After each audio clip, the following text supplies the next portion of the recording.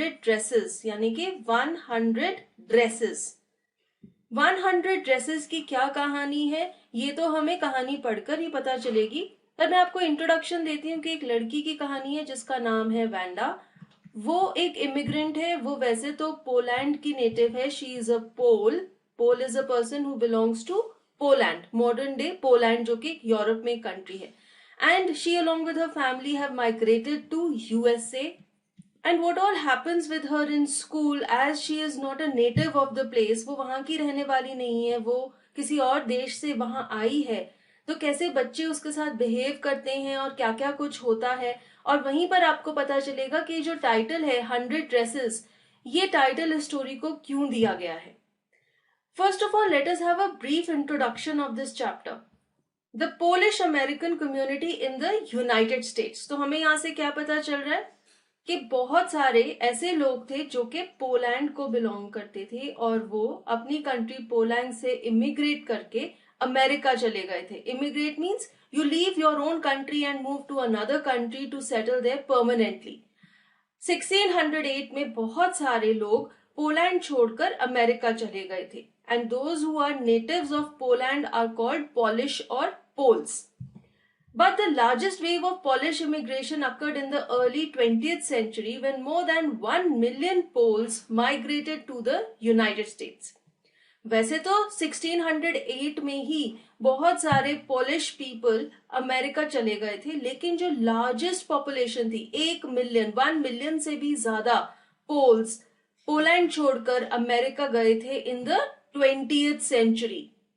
The Polish state did not exist at that time and the immigrants were identified according to their country of origin rather than their ethnicity. जब ये लोग अपना देश छोड़कर, अपनी जगह छोड़कर अमेरिका गए थे, तब पॉलिश स्टेट एग्जिस्ट नहीं करता था। पॉलिश स्टेट क्या है? पोलैंड की कंट्री। तब यूरोप में अलग से पोलैंड कंट्री नहीं थी। तो ये जो इमिग्रेंट्स थे, इन्हें कैसे पहचाना जाता था कि ये पोल्स हैं, ये पॉलिश पीपल हैं? इनके कंट्री ऑफ ओरिजिन से, यानी कि पहले ये जिस कंट्री में रहते थे तो कहा जाता था कि ये उस कंट्री के पोल्स हैं, जैसे कि Russian Poles, German Poles, Austrian Poles. तो जो पॉलिश पीपल रशिया से आए थे उन्हें रशियन पोल्स कहते थे, जो जर्मनी से आए थे उन्हें जर्मन पोल्स कहते थे, और जो ऑस्ट्रिया से आए थे उन्हें ऑस्ट्रियन पोल्स कहते थे। One of the most notable Polish American communities is in Chicago and its suburbs. So, Chicago is sometimes called the second largest Polish city in the world, next only to Warsaw, the capital of Poland. अब एक बहुत ही बड़ी settlement है America की city Chicago में। वहां पे maximum number of Poles migrate करके आए, इतने ज्यादा थे कि शिकागो को सेकेंड लार्जेस्ट पोलिश सिटी कहा जाता है। पोलैंड के कैपिटल वॉर्सो में मैक्सिमम पॉपुलेशन है पोल्स की, और उसके बाद दुनिया में सेकेंड लार्जेस्ट पॉपुलेशन है शिकागो में। Polish Americans were sometimes discriminated against in the United States, as were the Irish, Italians and Jews. अब मैं आपको एक बहुत ही इंपॉर्टेंट और बहुत ही प्रोमिनेंट फीचर बताती हूँ लोगों का, सोसाइटी का। जितने भी इमिग्रेंट्स होते हैं जो अपनी कंट्री छोड़ के किसी और कंट्री में जाते हैं, नेटिव्स उनके साथ डिस्क्रिमिनेशन करते हैं। उस जगह के रहने वाले उन लोगों के साथ भेदभाव करते हैं। वो ये शो करते हैं कि तुम हमारे जैसे नहीं हो, तुम किसी और कंट्री से आए हो, तुम यहाँ पर माइग्रेंट्स हो। ऐसा ही पोलिश लोगों के साथ भी हुआ। और तो और यूनाइटेड स्टेट्स ऑफ अमेरिका में बहुत सारी अलग अलग कम्युनिटीज के लोगों के साथ ऐसी डिस्क्रिमिनेशन होती थी, जैसे कि आयरिश, इटालियंस एंड ज्यूस, जो अलग अलग रीजन्स या अलग अलग रिलीजन्स को बिलोंग करते थे। According to the United States 2000 census, 6,67,414 Americans of age 5 years and older reported Polish as the language spoken at home, which is about 1.4% of the people who speak languages other than English, or 0.25% of the US population. अब जब United states of America में in the year 2000 census हुआ, तब ये पता लगाया गया कि इतने सारे 5 साल से ज्यादा के जो लोग थे वो पोलिश लैंग्वेज बोलते थे घर पर, यानी कि वो नेटिव पोल्स थे। तो तो इतनी ह्यूज पॉपुलेशन थी पोल्स की यूनाइटेड स्टेट्स ऑफ अमेरिका में। इसका क्या नंबर है? 1.4% of the people who speak languages other than English. तो यूएस में कितने लोग थे जो कि इंग्लिश के अलावा कोई भी लैंग्वेज बोलते थे?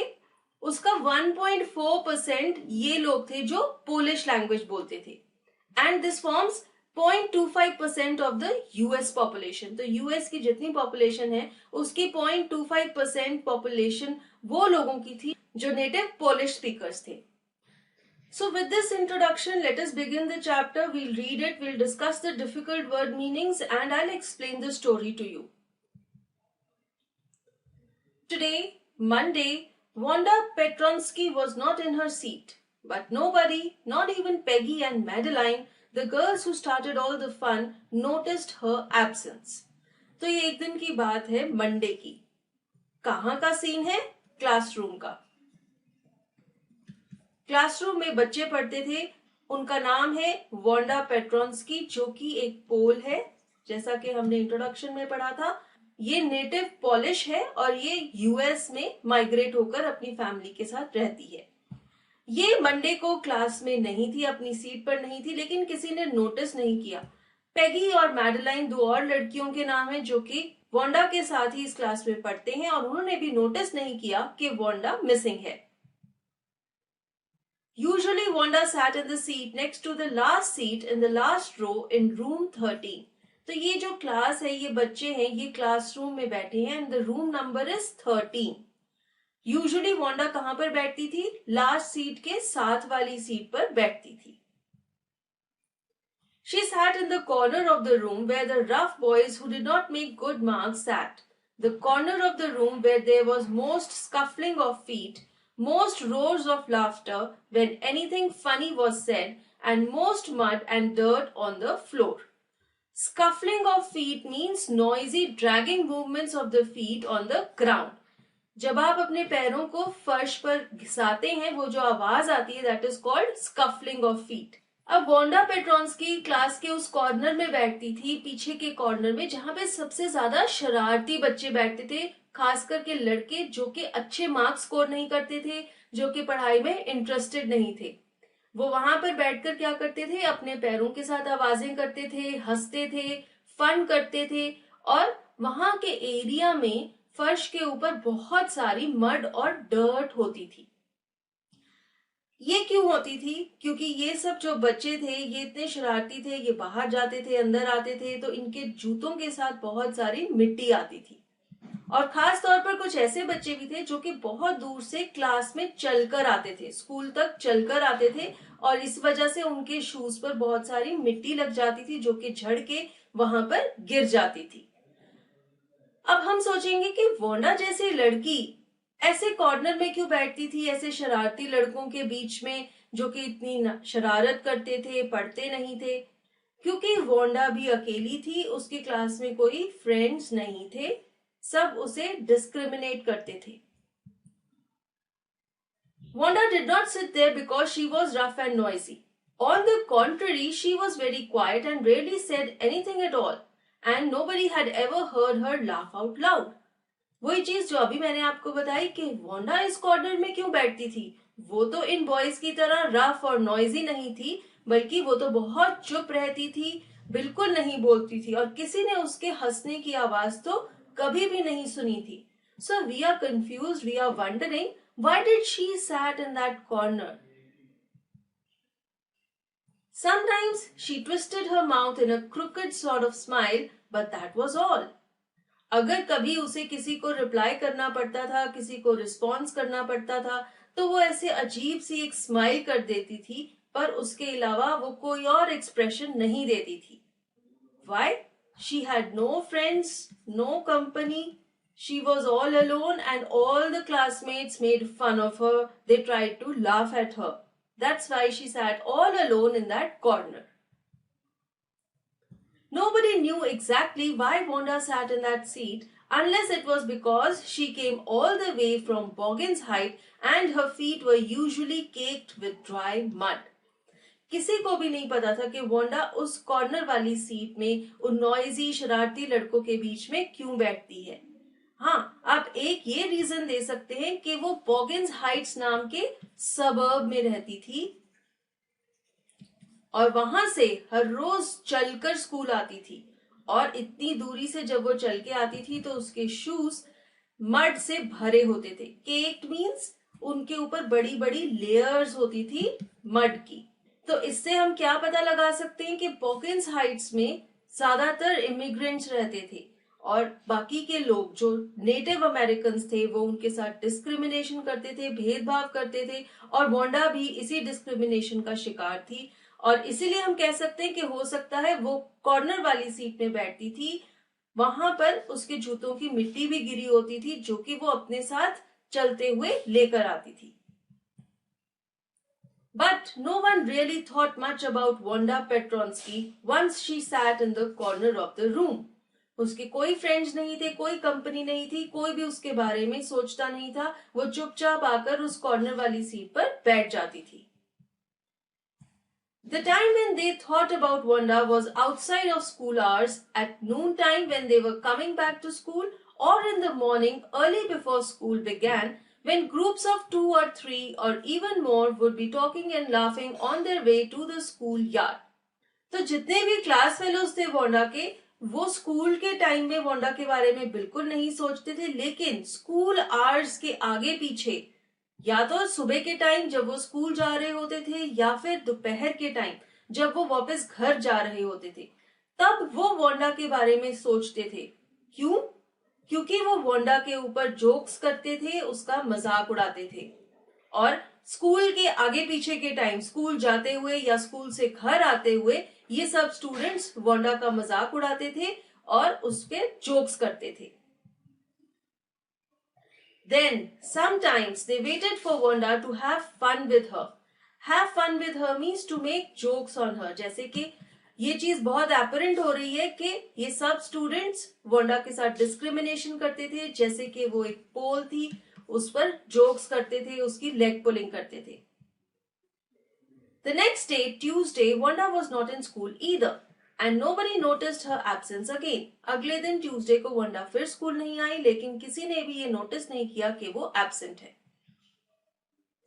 But on Wednesday, Peggy and Maddie, who sat down front with other children who got good marks and who didn't track in a whole lot of mud, did notice that Wanda wasn't there. Peggy was the most popular girl in school. Class में 2 और girls थी जिनका नाम था Peggy and Maddie. वो class में आगे की तरफ बैठती थी और वो उन बच्चों के साथ बैठती थी जिनके बहुत अच्छे मार्क्स आते थे, और वो अपने शूज के साथ मिट्टी भी नहीं लेकर आती थी। तो पेगी और मैडी ने वेडनेसडे को नोटिस किया कि वांडा स्कूल नहीं आ रही है। पेगी मोस्ट पॉपुलर गर्ल थी स्कूल में, वो बहुत ज्यादा फेमस थी, सब लोग उसे जानते थे। She was pretty, she had many pretty clothes and her hair was curly. Maddie was her closest friend. The reason Peggy and Maddie noticed Wanda's absence was because Wanda had made them late to school. अब Peggy की description हमें पढ़ने को मिलती है। Peggy किस तरह की लड़की थी? वो सुंदर थी, उसके बहुत सुंदर सुंदर कपड़े पहने होते थे और उसके कर्ली कर्ली बाल थे। उसकी सबसे अच्छी फ्रेंड थी मैडी। पेगी और मैडी ने नोटिस किया कि वांडा एब्सेंट है, वो इतने दिनों से स्कूल नहीं आ रही, क्योंकि वांडा की वजह से वो लेट हो गई थी स्कूल के लिए। अब हम सोचेंगे कि वो वांडा की वजह से क्यों लेट हो गई थी स्कूल के लिए, क्योंकि वो वांडा के साथ तो स्कूल नहीं आती थी। फिर वो कैसे लेट हो गई थी वांडा की वजह से? They had waited and waited for Wanda to have some fun with her and she just hadn't come. They often waited for Wanda Petronsky to have fun with her. तो Peggy और Maddie school के लिए late क्यों हो गई थी? क्योंकि वो स्कूल के बाहर वांडा पेट्रॉन्स्की का इंतजार कर रही थी ताकि वो उसका मजाक उड़ा सके, उसके साथ थोड़ा फन कर सके। तो जैसे कि वांडा काफी देर तक नहीं आई, वो स्कूल के लिए लेट हो गई। ऐसे ही वो बहुत बार वांडा का इंतजार किया करती थी स्कूल के बाहर ताकि वो उस पर जोक कर सके, उसका मजाक उड़ा सके। तो यहाँ पर हम देख सकते हैं कि पेगी जैसी पॉपुलर लड़की जो कि पढ़ाई में बहुत अच्छी है, एक अच्छे घर को बिलोंग करती है, कैसे एक अच्छी भोली भाली सी लड़की वांडा का मजाक उड़ाती है, उसकी लेग पुलिंग करती है। Wanda Petronsky, most of the children in room 13 didn't have names like that. They had names easy to say like Thomas, Smith और Alan. अब वांडा पेट्रॉन्स्की का जो नाम है वो थोड़ा अजीब था. ऑब्वियसली अगर वो एक अलग कंट्री को बिलोंग करती है तो वहां के लोगों के नाम थोड़े डिफरेंट होंगे. इसीलिए सब लोग उसे अजीब समझते थे क्योंकि उसका नाम भी थोड़ा अजीब था. बाकी के बच्चों के नाम थोड़े इजी थे जैसे कि थॉमस, स्मिथ, एलन. तो इसी वजह से उसका नाम थोड़ा अजीब था. इसी वजह से बच्चे उसके साथ डिस्क्रिमिनेशन करते थे. There was one boy named Bounce, Willie Bounce, and people thought that was funny, but not funny in the same way that Petronsky was. Class में एक और लड़का था जिसका नाम थोड़ा सा अजीब था, विली बाउंस. लेकिन पेट्रॉन्स्की नाम बहुत ज्यादा अजीब था, बहुत ज्यादा फनी था और इसी की वजह से बच्चे वांडा का मजाक उड़ाते थे. और मैं आप सबको भी कहना चाहूंगी कि बहुत ही गलत आदत है. आपको कभी भी अपने क्लासमेट्स का, फेलो स्टूडेंट्स का मजाक नहीं उड़ाना चाहिए, चाहे वो जैसे भी हो. बल्कि आपको उनकी मदद करनी चाहिए इम्प्रूव करने के लिए. अगर उनमें कोई प्रॉब्लम है या वो कोई प्रॉब्लम फेस कर रहे हैं, you should always help each other rather than making fun of them. Wanda didn't have any friends. She came to school alone and went home alone. She always wore a faded blue dress that didn't hang right. It was clean, but it looked as if it had never been ironed properly. Didn't hang right means it didn't fit properly. Wanda बिल्कुल अकेली थी. वो अकेली school आती थी, अकेली घर जाती थी. हर रोज वो एक ही ड्रेस पहनती थी जो कि उसको ठीक से फिट भी नहीं आती थी. वो ब्लू कलर की थी और वो फेडेड थी, यानी कि ओल्ड थी, वोर्न आउट थी. उसकी ड्रेस हमेशा साफ सुथरी होती थी लेकिन ऐसा लगता था कि वो उसे ठीक से आयरन भी नहीं कर पाती, प्रेस भी नहीं कर पाती, वो क्रश्ड होती थी. तो इससे हमें ये पता लगता है कि वांडा इतनी रिच फैमिली को नहीं बिलोंग करती थी और जैसे कि सब बच्चे उसका मजाक उड़ाते थे, वो स्कूल में अकेली ही रहती थी. She didn't have any friends, but a lot of girls talked to her. Wanda के कोई भी फ्रेंड्स नहीं थे. She was very lonely and we can always guess that she remained sad. लेकिन राइटर कहते हैं कि a lot of girls talked to her. बहुत सारी लड़कियां उसके साथ बातें करती थी जबकि वो उसकी फ्रेंड्स नहीं थी. तो फिर वो उससे क्या बातें करती थी? Let us see. Sometimes they surrounded her in the schoolyard as she stood watching the little girls play hopscotch on the worn hard ground. Hopscotch is a game in which children hop into and over squares marked on the ground. जिसे हम स्टापू भी कहते हैं. ये game है. यहाँ पर आप देख सकते हैं लड़की हॉपस्कॉच खेल रही है. बहुत सारी छोटी लड़कियां स्कूल के ग्राउंड में हॉपस्कॉच खेल रही होती थी और वांडा खड़ी हो जाती थी उन्हें देखने के लिए. तभी उसकी क्लास की बहुत सारी लड़कियां उसे घेर लेती थी. क्यों घेरती थी वो? Let us see. Wanda, Peggy would say in a most courteous manner as though she were talking to Miss Mason. Miss Mason is their class teacher. And courteous means very polite and well-mannered. तो अब सारी लड़कियां जब Wanda को घेर लेती थी तो पेगी वांडा को बुलाती थी. यहाँ पर आप देख सकते हैं ये है पेगी, ये वांडा को बुला रही है और वो बहुत ही पोलाइटली उसे बात करती थी. और वो उसे क्या कहती थी? Let us see. Wanda, she'd say, giving one of her friends a nudge. Tell us, how many dresses did you say you had hanging up in your closet? Nudge is a gentle push. दोबारा से जब Peggy Wanda को बुलाती थी तो वो अपने साथ में खड़ी हुई फ्रेंड को हल्के से धक्का देती थी. इससे क्या इंडिकेट हो रहा है? कि वो वांडा का मजाक उड़ा रही हैं. और फिर वो वांडा को कहती थी कि प्लीज हमें बताओ कि तुम्हारी क्लोजेट में, तुम्हारी कबर्ड में कितनी ड्रेसेस हैंग हो रही हैं. ऐसा वो क्यों बोलती थी? क्योंकि उन्हें ऐसा लगता था कि वांडा के पास सिर्फ एक ड्रेस है जिसे वो हर रोज पहनती है और वो इस बात पर उसका मजाक उड़ाना चाहती थी. 100, Wanda would say. 100! exclaimed all the little girls incredulously, and the little ones would stop playing hopscotch and listen. Wanda reply करती थी कि 100 dresses हैं मेरी क्लोजेट में. Incredulously means showing unwillingness to believe. कोई ऐसी बात जिस पर विश्वास करना मुश्किल हो. तो जब वांडा कहती थी कि 100 ड्रेसेस हैं मेरी क्लोजेट में, मेरी कबर्ड में, तो सारी लड़कियां बहुत हैरान हो जाती थी और कहती थी 100। और जो छोटी छोटी लड़कियां हॉपस्कॉच खेल रही होती थी वो भी रुक जाती थी और वो उनकी बातें सुनने लग जाती थी, क्योंकि उन्हें लगता था कि पता नहीं ऐसी क्या बात कर रहे हैं जो कि इतनी जोर से इन्होंने 100 बोला। Yeah, 100 all lined up, said Wanda. Wanda कहती थी कि हाँ 100 ड्रेसेस हैं मेरी क्लोजेट में और सब लाइंड अप है, यानी कि एक के पीछे एक हैंग हो रही हैं। Then her thin lips drew together in silence. What are they like? All silk, I bet, said Peggy. Yeah, all silk, all colors. अब वोंडा उसको जवाब देकर चुपचाप खड़ी हो जाती है, लेकिन पैगी रुकती नहीं है। वो उससे पूछती है कि तुम्हारी ड्रेसेस किस तरह की हैं? मैं कहूंगी कि सारी सिल्क की होंगी, बहुत सुंदर सुंदर होंगी। तो वोंडा रिप्लाई करती है कि हाँ, सारी ड्रेसेस सिल्क की हैं और मेरे पास हर कलर की ड्रेस है। तो यहाँ पर पैगी क्या कर रही है? वोंडा का मजाक उड़ाने की कोशिश कर रही है और वोंडा चुपचाप उसका जवाब दे रही है, बहुत ही वेल मैनर्ड बिहेव कर रही है, जबकि उसे भी ये पता चल रहा है कि पैगी उस पर जोक कर रही है, उसकी लेग पुलिंग कर रही है। Velvet too? Yeah, velvet too. 100 dresses, Wanda would repeat stolidly, all lined up in my closet. Stolidly means not showing any feeling. Wanda अपनी सैडनेस को, ये जो लेग पुलिंग से उसको बुरा फील हो रहा है, उस फीलिंग को छुपाकर पैगी को जवाब देती है। पैगी पूछती है क्या तुम्हारे पास वेलवेट की भी ड्रेसेस हैं?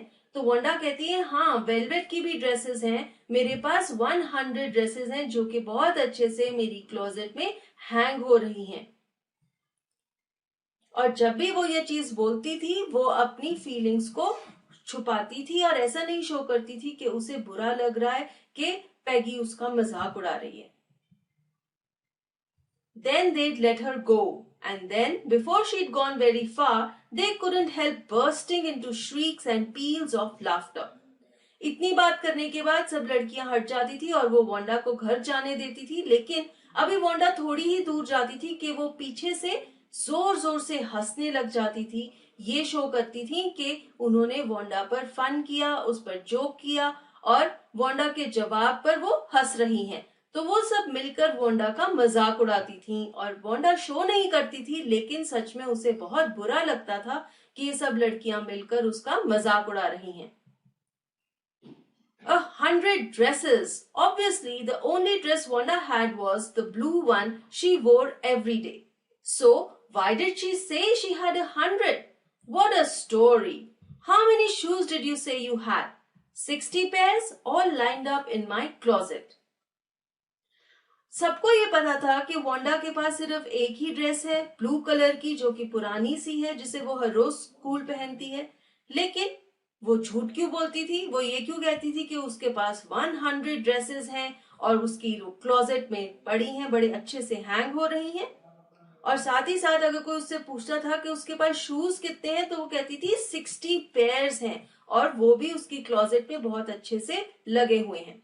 तो पैगी और मैडी को ये लगता था कि वोंडा झूठ बोलती है। जब वो उससे पूछते हैं कि उसके पास कितनी ड्रेसेस हैं, कितने शूज हैं, तो वो उन्हें कहती है कि 100 ड्रेसेस हैं, 60 शूज के पेयर्स हैं जो कि उसकी क्लोजेट में बहुत अच्छे से लगे हुए हैं और ये सब झूठ है।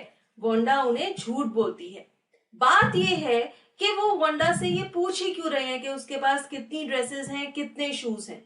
चाहे उसके पास एक ड्रेस हो, चाहे 100 ड्रेसेस हो, पैगी और मैडी को लेना ही क्या है?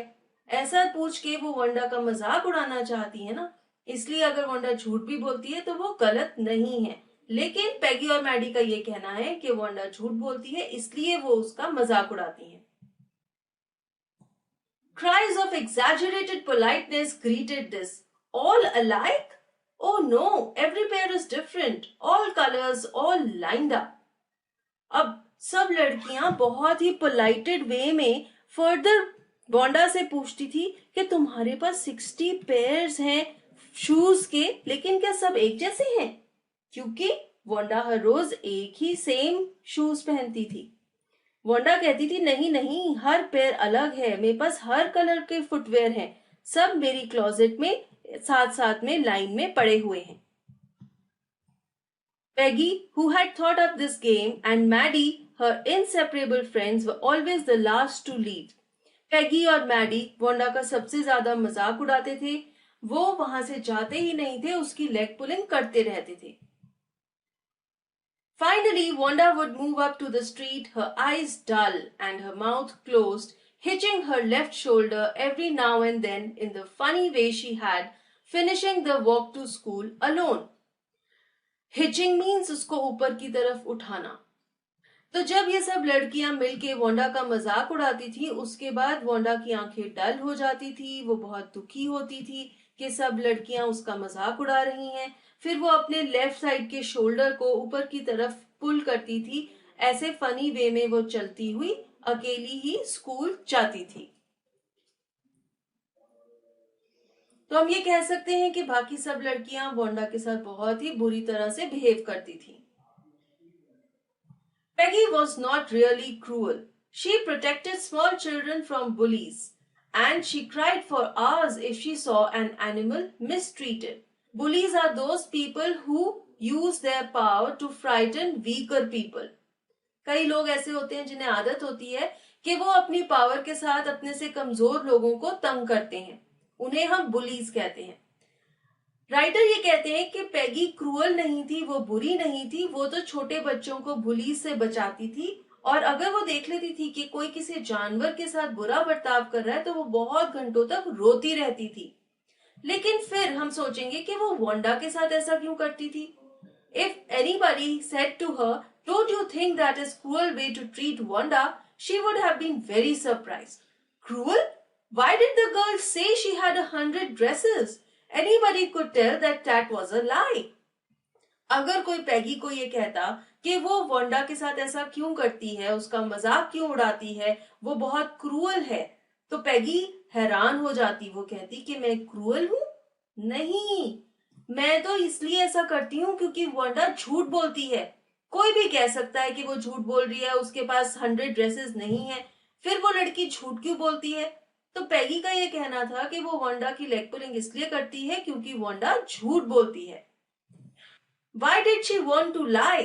And she wasn't just an ordinary person, else why did she have a name like that? Anyway, they never made her cry. पैगी ये कहती थी कि एक तो वो झूठ बोलती है, और दूसरा वो एक ऑर्डिनरी पर्सन नहीं है, वो एक हमारे जैसी नहीं है, क्योंकि उसका नाम भी हमसे अजीब है. उसका सरनेम क्या है? पेट्रोन्स्की, जो कि बाकी सब बच्चों से बहुत अलग है. इसलिए पैगी कहती थी कि वोंडा हमसे अलग है. चाहे वो जितना भी मजाक उड़ा ले, लेकिन कभी भी वो वोंडा को रुलाते नहीं थे. तो वो इतने भी बुरे नहीं थे, वो हल्का फुल्का सा ही मजाक करते थे. As for Maddie, this business of asking Wanda every day how many dresses and how many hats and how many this and that she had was bothering her. Maddie was poor herself. अभी हमने देखा कि पैगी का क्या behaviour था, क्या thought process था. अब हम देखते हैं कि मैडी का क्या थॉट प्रोसेस था. मैडी को ये जो रूटीन था कि हर रोज वो वोंडा को रोकेंगे और उसकी लेग पुलिंग करेंगे, ये पसंद नहीं था. वो सोचती थी कि कभी हम उससे पूछते हैं कि तुम्हारे पास कितनी ड्रेसेस हैं, कितने हैट्स हैं, कितने शूज हैं. लेकिन ये चीज गलत है, क्योंकि मैडी खुद भी बहुत गरीब थी, उसके पास भी इतनी चीजें नहीं थी. She usually wore somebody's hand-me-down clothes. Thank goodness she didn't live up on Boggin Heights or have a funny name. Hand-me-down clothes means old clothes handed down by someone else. किसी के पुराने कपड़े पहनना. मैडी भी बहुत गरीब थी, वो अपने फ्रेंड्स के या रिलेटिव्स के छोटे पुराने कपड़े पहनती थी, और वो खुश थी कि शुक्र है वो बॉगिन हाइट्स पे नहीं रहती, उसका कोई फनी नेम नहीं है. नहीं तो क्या होता कि सब लड़कियां वोंडा की जगह मैगी का मजाक उड़ाती, उसकी लेग पुलिंग करती. Sometimes when Peggy was asking Wanda those questions in that mocking polite voice, Maddie felt embarrassed and studied the marbles in the palm of her hand, rolling them around and saying nothing herself. Mocking means false, meant to make fun of. किसी का मजाक उड़ाने के लिए अगर आप कोई बात करते हैं या बिहेवियर करते हैं, दैट इज मॉकिंग. जब भी पैगी वोंडा से ऐसे मजाक करती थी, उससे अजीब अजीब सवाल पूछती थी एक नकली सी आवाज बनाकर, तो मैडी को बहुत बुरा लगता था, उसे एम्बैरेस्ड फील होता था, और उसके हाथ में जो मार्बल्स होते थे, कांच के टुकड़े होते थे, वो उन्हें अपने हाथ में रोल करती रहती थी क्योंकि वो बहुत घबराई हुई होती थी। वो कुछ भी नहीं बोलती थी, चुपचाप खड़ी रहती थी और पैगी की बातें सुनती रहती थी। मैडी ऐसे क्यों बिहेव करती थी? क्योंकि मैडी अपने आप को वांडा के साथ रिलेट कर सकती थी। वो भी वांडा की तरह पुअर थी, किसी के पुराने कपड़े पहनती थी और उसे ये डर लगता था कि कहीं सब बच्चे वांडा की जगह मैडी का मजाक ना उड़ाने लग जाएं। Not that she felt sorry for Wanda exactly. She would never had paid any attention to Wanda if Peggy hadn't invented the dresses game. Maddie को वांडा के लिए बुरा नहीं लगता था, सॉरी नहीं फील होता था, क्योंकि उसे तो वांडा अपने जैसी ही लगती थी और वो कभी भी वांडा पर ध्यान ना देती, ये ना देखती कि वांडा पुराने घिसे पिटे कपड़े पहनती है। ये तो पैगी ने ही शुरू किया था। पैगी ने ही वांडा से सवाल पूछना शुरू किया था कि उसके पास कितनी ड्रेसेस है, जिसकी वजह से मैडी भी ये चीज ऑब्जर्व करने लग गई थी। But suppose Peggy and all the others started in on her next. She wasn't as poor as Wanda, perhaps, but she was poor. Maddie को हर वक्त ये डर लगा रहता था कि कहीं पैगी और सारी लड़कियां वांडा को छोड़कर मैडी का मजाक ना उड़ाने लग जाएं। ऑल्दो मैडी वांडा के जितनी गरीब नहीं थी, लेकिन वो भी गरीब थी और उसे हर वक्त यही डर लगा रहता था। Of course, she would have more sense than to say she had 100 dresses. Still, she would not like for them to begin on her. She wished Peggy would stop teasing Wanda Petronsky. पैगी के सवालों का Maddie ये जवाब ना देती कि उसके पास 100 dresses हैं, लेकिन वो ये नहीं चाहती थी कि सारी लड़कियां उससे इस तरह का कोई सवाल पूछें, और वो ये चाहती थी कि पैगी वांडा पेट्रोन्स्की को टीज करना, उसका मजाक करना छोड़ दे। Today, even though they had been late to school, Maddie was glad she had not had to make fun of Wanda. She worked her arithmetic problems absent-mindedly. 8 times 8, let's see. तो अब फिर से classroom का scene आ गया है। Maddie बहुत खुश है कि आज उन्होंने वांडा का मजाक नहीं उड़ाया क्योंकि वांडा स्कूल ही नहीं आई, और फिर मैडी अपनी मैथ्स के सम्स करने लग गई। She wished she had the nerve to write Peggy a note because she knew she never would have the courage to speak right out to Peggy to say, "Hey, Peg, let's stop asking Wanda how many dresses she has." To have the nerve means to have the courage. हिम्मत होना किसी से कोई चीज बोलने का। Maddie ये चाहती थी कि उसमें इतनी हिम्मत हो कि वो पैगी को एक नोट लिख सके और उसे ये कह सके कि प्लीज हमें वांडा का मजाक नहीं उड़ाना चाहिए, उससे ये नहीं पूछना चाहिए कि उसके पास कितनी ड्रेसेस हैं। मैडी में इतनी हिम्मत तो थी नहीं कि वो बोलकर ये बात पैगी को बता दे, तो वो सोचती थी कि वो उसे एक नोट लिख सकती है, लेकिन उसमें इतनी हिम्मत भी नहीं थी। हिम्मत क्यों नहीं थी? When she finished her arithmetic, she did start a note to Peggy. Suddenly she paused and shuddered.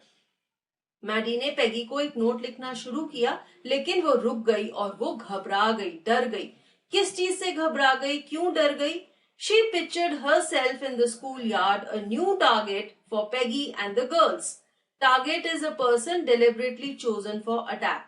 Maddie को ये लगा कि कहीं ऐसा ना हो कि पैगी वांडा को छोड़कर मैडी का मजाक उड़ाने लग जाए, और उसने ये सीन विजुअलाइज किया कि स्कूल के यार्ड में, गार्डन में सब लड़कियां वांडा की जगह मैडी का मजाक उड़ा रही हैं। और जैसे ही उसने ये चीज इमेजिन की, वो डर गई, घबरा गई और नोट लिखना छोड़ दिया। Peggy might ask her where she got the dress that she had on, and Maddie would have to say it was one of Peggy's old ones that Maddie's mother had tried to disguise with new trimmings so no one in room 13 would recognize it. Maddie ने सोचा कि हो सकता है पैगी उससे पूछे कि तुमने ये ड्रेस जो पहनी हुई है ये कहाँ से ली है, और हो सकता है जवाब में जब मैडी ये कहे कि ये तुम्हारी ही पुरानी फ्रॉक है जिसे कि मेरी मदर ने नई ट्रिमिंग्स यानी कि नए रिबन्स और लेसेस लगाकर डिफरेंट बनाने की कोशिश की है ताकि क्लास में कोई ये ना पहचान सके कि ये पैगी की पुरानी फ्रॉक है। और जब मैडी ने सोचा कि उसे ऐसा कोई जवाब देना पड़ेगा तो वो बहुत ज्यादा डर गई, घबरा गई। If only Peggy would decide of her own accord to stop having fun with Wanda. Of her own accord means of her own wish. Maddie ये चाहती थी कि काश पैगी खुद ही ऐसा सोचे कि अब वो वांडा का मजाक नहीं उड़ाएगी। Oh well, Maddie ran her hand through her short blonde hair as though to push the uncomfortable thoughts away. What difference did it make? Blonde is golden in color. Maddie के golden colour के छोटे छोटे बाल थे। उसने अपने हाथों को अपने बालों में घुमाया और इस सोच को वापस भेज दिया, इस सोच को खत्म कर दिया। उसने सोचा कि क्या फर्क पड़ता है, पैगी वांडा का मजाक उड़ाए या ना उड़ाए, मुझे इसके बारे में नहीं सोचना चाहिए। Slowly, Maddie tore into bits the note she had started. She was Peggy's best friend and Peggy was the best liked girl in the whole room. Peggy could not possibly do anything that was really wrong, she thought. Maddie ने जो note लिखना शुरू किया था उसे फाड़ दिया और घेर दिया। उसने सोचा कि वो पैगी की बेस्ट फ्रेंड है और पैगी क्लास की सबसे अच्छी लड़की है, सब लोग उसे बहुत पसंद करते हैं और पैगी कोई भी गलत काम नहीं कर सकती। ऐसा सोच के मैडी ने अपने आप को दिलासा दिया। As for Wanda, she was just some girl who lived up on Boggins Heights and stood alone in the schoolyard. She scarcely ever said anything to anybody. Maddie ने ये सोचा कि वांडा सिर्फ एक सिंपल सी लड़की है जो कि बॉगिन्स हाइट्स पर रहती है और स्कूल में हर वक्त अकेली रहती है। वो कभी भी किसी से कोई बात नहीं करती और इसीलिए मैडी ने सोचा कि उसे भी वांडा के बारे में नहीं सोचना चाहिए। The only time she talked was in the schoolyard about her 100 dresses. तो उन्होंने वांडा को बोलते हुए सिर्फ तब सुना था जब वो पैगी के सवाल का जवाब देती है कि उसके पास कितनी ड्रेसेस हैं, जब वो कहती है कि उसके पास 100 ड्रेसेस हैं जो कि उसकी क्लोजेट में आराम से एक के साथ एक लटक रही हैं। Maddie remembered her telling about one of her dresses, pale blue with colored trimmings, and she remembered another that was brilliant jungle green with a red sash. Maddie को याद आया कि एक बार वांडा अपनी एक ड्रेस को डिस्क्राइब कर रही थी और उसने कहा कि वो पेल ब्लू कलर की है और उसके ऊपर अलग अलग कलर्स की ट्रिमिंग्स यानी कि लेसेस और रिबन्स लगे हुए हैं। और फिर उसे याद आया कि एक और ड्रेस थी जो कि ग्रीन कलर की थी जिसके ऊपर एक रेड कलर का सैश भी था, जैसे कि आप यहाँ पर देख सकते हैं। You'd look like a Christmas tree in that, the girls had said in pretended admiration. Pretended means not real, fake, झूठा। जब वांडा ने अपनी ड्रेस को डिस्क्राइब किया था तो सब लड़कियों ने झूठी तारीफ करके कहा कि ग्रीन कलर की ड्रेस जिसके ऊपर रेड कलर का सैश है उसे पहनकर तो तुम क्रिसमस ट्री के जैसी लगोगी। ऐसा बोल के वो उसका एक्चुअली क्या कर रहे थे, मजाक उड़ा रहे थे, लेकिन शो ऐसा कर रहे थे कि वो उसकी प्रेज कर रहे हैं, वो उसकी फॉल्स प्रेज कर रहे थे। Thinking about Wanda and her 100 dresses all lined up in the closet, Maddie began to wonder who was going to win the drawing and coloring contest. School में एक ड्राइंग एंड कलरिंग कॉन्टेस्ट था, तो जब Maddie Wanda की अलग अलग dresses के बारे में सोच रही थी, उसकी 100 ड्रेसेस के बारे में, तो उसने सोचा कि पता नहीं ड्राइंग और कलरिंग कॉन्टेस्ट कौन जीतेगा। For girls, this contest consisted of designing dresses and for boys, for designing motorboats. तो गर्ल्स ने क्या करना था, उन्होंने ड्राइंग एंड कलरिंग करके ड्रेसेस बनानी थी और बॉयज ने मोटरबोट्स बनानी थी। Probably Peggy would win the girls' medal. Peggy drew better than anyone else in the room. At least that's what everybody thought. She could copy a picture in a magazine or some film star's head so that you could almost tell who it was. Peggy drawing में best थी, बहुत अच्छी थी और हो सकता है कि वो ही मेडल जीतती क्योंकि वो क्लास में बेस्ट ड्राइंग करती थी, बेस्ट कलरिंग करती थी। सब ये सोचते थे कि पैगी बेस्ट है और वो ही जीतेगी। वो मैगजीन में दी गई किसी भी पिक्चर को कॉपी कर सकती थी, किसी भी फिल्म स्टार की फोटोग्राफ को कॉपी कर सकती थी। Oh, Maddie was sure Peggy would win. Well, tomorrow the teacher was going to announce the winners, then they would know. Maddie को ये पक्का यकीन था कि पैगी ही गर्ल्स प्राइज जीतेगी और नेक्स्ट डे क्लास टीचर ने विनर्स अनाउंस करने थे और तभी पता चलेगा कि कौन विनर है। The next day, it was drizzling. Maddie and Peggy hurried to school under Peggy's umbrella. Drizzling is a light rain. हल्की सी बारिश हो रही थी. मैडी और पेगी की अम्ब्रेला के नीचे जल्दी जल्दी स्कूल पहुंचे.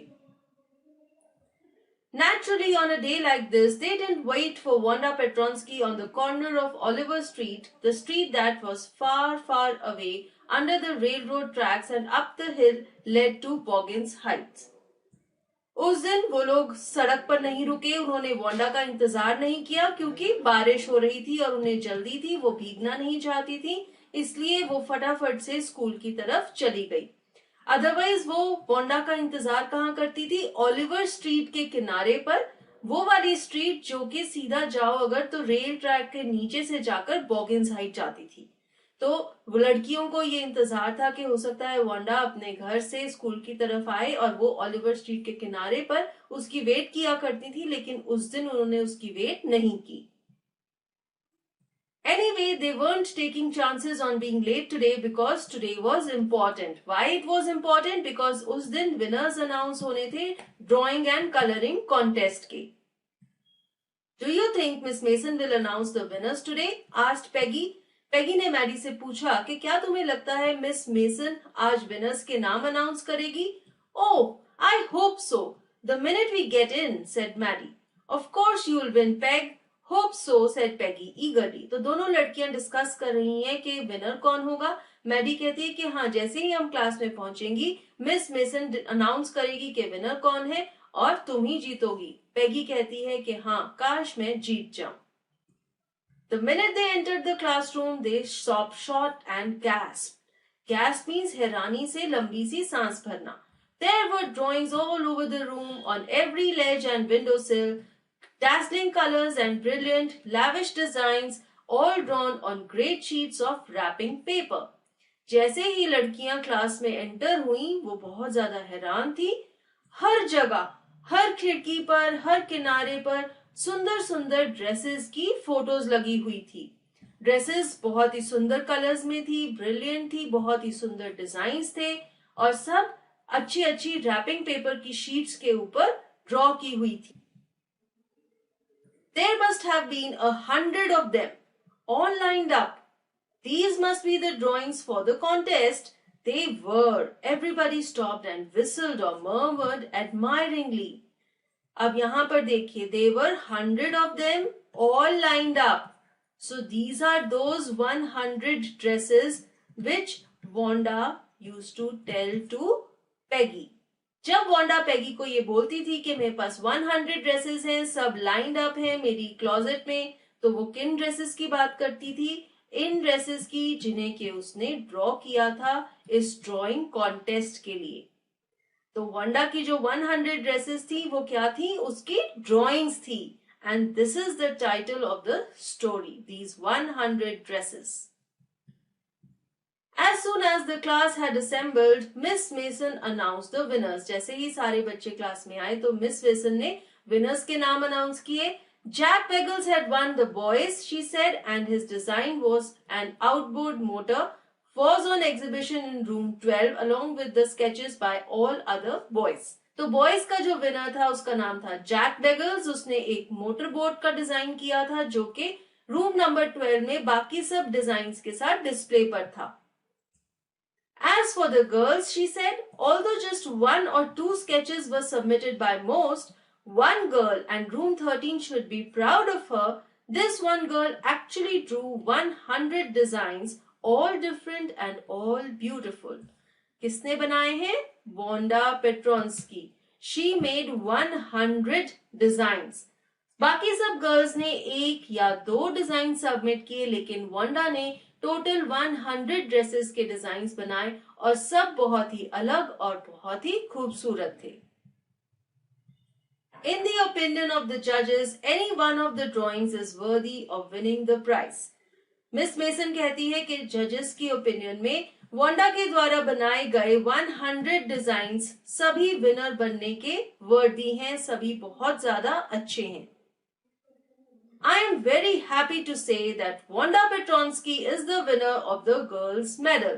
तो गर्ल्स मेडल किसने जीता? वांडा पेट्रोंस्की ने and not Peggy. Unfortunately, Wanda has been absent from school for some days and is not here to receive the applause that she is due to her. Let us hope she will be back tomorrow. जैसे कि Wanda बहुत दिनों से absent थी, तो miss mason कहती है कि इस प्रेज के लिए वांडा क्लास में प्रेजेंट नहीं है. आई होप वो कल आएगी ताकि हम सब उसके लिए क्लैप कर सके, उसकी क्रिएशंस की प्रेज कर सके. The children burst into applause and even the boys were glad to have a chance to stamp on the floor, put their fingers in their mouths and whistle, though they were not interested in dresses. Applause means suddenly, spontaneously clapping hands. सारी class तालियां बजा रही थी, सब Wanda की praise कर रहे थे. जितने भी लड़के थे वो भी ड्रेसेस में इंटरेस्टेड नहीं थे, लेकिन ये देखकर कि वांडा ने 100 ड्रेसेस के डिजाइन्स बनाए हैं, इतने सुंदर सुंदर डिजाइन्स बनाए हैं, वो भी उसको चीयर कर रहे थे, उसकी प्रेज कर रहे थे और वो अपने फीट को क्लासरूम के फ्लोर पर स्टैम्प कर रहे थे, विस्लिंग कर रहे थे वांडा की प्रेज करने के लिए. Look, Peg, whispered Maddie. There's that blue one she told us about. Isn't it beautiful? Yes, said Peggy. And here's that green one. Boy, and I thought I could draw. अब Maddie और पैगी ने क्या देखा कि Wanda ने उन्हें जो 2 dresses describe की थी, एक तो थी ब्लू कलर की जिसके ऊपर अलग अलग रंग के रिबन्स और लेसेस लगे हुए थे, और दूसरी थी ग्रीन कलर की जिसके ऊपर रेड कलर का सैश था. वो दोनों ड्रेसेस भी उसके डिजाइन्स में थी. तो इस स्टोरी से हमें क्या पता चलता है कि पैगी और मैडी दोनों बहुत ही इनोसेंट लड़कियां हैं. वो जानबूझ के वांडा का मजाक नहीं उड़ा रही. उन्हें तो बल्कि अजीब लगता है कि वांडा उसे झूठ क्यों बोलती है. वो क्यों कहती है कि उसके पास 100 ड्रेसेस हैं जबकि वो हर रोज स्कूल में एक ही ड्रेस पहन के आती है. वांडा का ये कहना है कि वो लोग उसका मजाक उड़ाते ही क्यों हैं, वो उससे पूछते ही क्यों हैं कि उसके पास कितनी ड्रेसेस हैं, और इसलिए वो कहती है उसके पास 100 ड्रेसेस हैं जो कि वो डिजाइन कर रही है, जिनके डिजाइन वो ड्रॉ कर रही है. तो गलत कोई भी नहीं है. इससे पता चलता है कि बच्चे कितने इनोसेंट होते हैं और अनजाने में वो कुछ गलतियां ऐसी कर देते हैं जिनके लिए उन्हें बाद में बुरा लगता है, पछतावा होता है. तो पैगी और मैडी को भी जब ये रियलाइज होता है कि वांडा ने 100 ड्रेसेस के डिजाइन ड्रॉ किए हैं और वो सब बहुत ही सुंदर हैं, तो उन्हें भी रियलाइजेशन होती है कि उन्होंने वांडा का मजाक उड़ाकर गलती की है.